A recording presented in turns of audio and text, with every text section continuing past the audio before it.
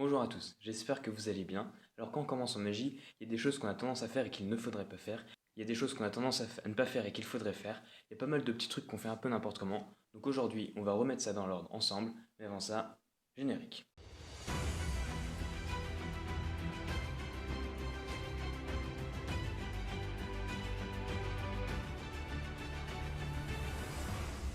Alors le premier gros défaut qu'on a tendance à avoir, c'est qu'on a appris un tour, on est tout content, on l'a répété 2 3 fois et on le montre à tous ses potes. Et ça, c'est une grosse erreur.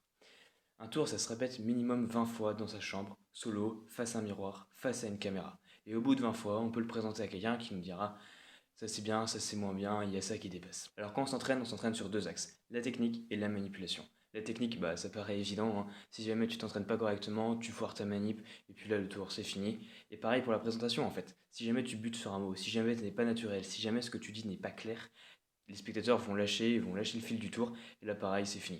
Alors deuxième petit truc, mais cette fois-ci c'est l'excès inverse, c'est d'apprendre ses tours par cœur. Ça c'est quelque chose à éviter absolument. Par pitié, n'apprenez pas vos tours par cœur. En tout cas la présentation. La technique, bon, évidemment, il faut l'apprendre un minimum, mais la présentation, il faut que vous ayez les axes en tête, les mots-clés, mais n'apprenez pas votre texte par cœur, mot à mot. Parce que sinon ça va pas être naturel, et le spectateur va pas se sentir concerné, et il va arrêter de vous suivre. Troisième petit truc, ça peut paraître évident, mais il ne faut absolument en aucun cas révéler vos tours. Ça peut paraître tentant des fois, on peut avoir envie de révéler ses tours, mais c'est quelque chose qu'il faut éviter à tout prix parce que ça paraît évident, mais un tour, si jamais tu sais comment ça marche, c'est plus impossible, ça ne paraît plus impossible, et du coup c'est plus magique tout simplement. Du coup c'est quelque chose à éviter à tout prix. Voilà, après il y a un détail un peu plus technique, j'ai envie de dire, c'est que en général quand on est débutant, on n'ose pas trop, on est mal à l'aise, et du coup on regarde nos cartes. Ça c'est quelque chose qu'il faut éviter à tout prix. Il faut être capable de regarder ses spectateurs, être à l'aise, et c'est pour ça, pareil, hein, qu'il faut bien s'entraîner longtemps pour, pour avoir bien en tête le tour,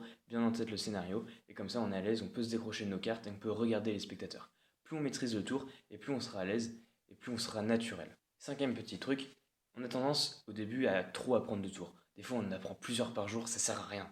Il faut en apprendre un par semaine, peut-être moins s'il faut, mais il faut garder un rythme normal et pas en apprendre trop. Le risque, c'est que si on en apprend trop, au final, on va peut-être en savoir beaucoup, mais il n'y en a pas un seul qu'on maîtrise ça correctement. Ce qu'il faut, c'est vraiment développer chaque tour un par un, les prendre un par un, s'entraîner correctement, développer, chercher, les noter aussi, ça c'est une bonne idée. Donc un tour par semaine, ça suffit largement, ça sert à rien d'en faire trop. Parce qu'après, de deux choses l'une, on les oublie, et en plus ils sont bâclés. Voilà, le dernier conseil que j'aimerais vous donner, il s'applique à tout le monde et moi le premier, c'est de prendre son temps. Si jamais vous faites vraiment l'effort de vous poser, et bien vous verrez que les spectateurs seront beaucoup plus attentifs, seront beaucoup plus subjugués par le tour et par les effets. Après, évidemment, ça dépend des tours et des effets. Faire disparaître une pièce, ça n'a rien d'incroyable. T'as pas besoin d'aller plus ou moins vite pour ça, dans tous les cas, les spectateurs comprennent. Voilà, maintenant si jamais tu prends la pièce, tu la fais disparaître. Après, t'expliques que tu vas essayer de remonter dans le temps, remonter au moment où la pièce elle était encore présente dans ta main. Et qu'après tu dis que cette pièce en fait n'est qu'une illusion et qu'elle n'a pas existé. Si jamais tu vas trop vite, si jamais les spectateurs ne comprennent pas ce que tu dis, alors là le tour n'aura aucun sens et ce ne seront que des apparitions, des disparitions de pièces qui ne seront absolument d'aucun intérêt. C'était le dernier petit conseil que je voulais vous donner. Ce qui est vraiment intéressant, c'est qu'il s'applique vraiment à tout le monde. Tous les conseils que je vous ai donnés, ils valent de l'or. C'est pas des trucs que j'ai inventés juste pour cette vidéo. Non, c'est des trucs que j'ai tirés de livres, c'est des retours de spectateurs. À force de pratiquer, on se rend compte de certaines choses, on teste, on voit qu'il y a des trucs qui marchent mieux que d'autres. Voilà. Donc tout ce que je vous donne, essayez de le garder, de l'essayer et de le tester. Écoutez, c'est tout pour moi pour cette semaine. J'espère que tout cela vous sera utile. Sur ce, à la semaine prochaine.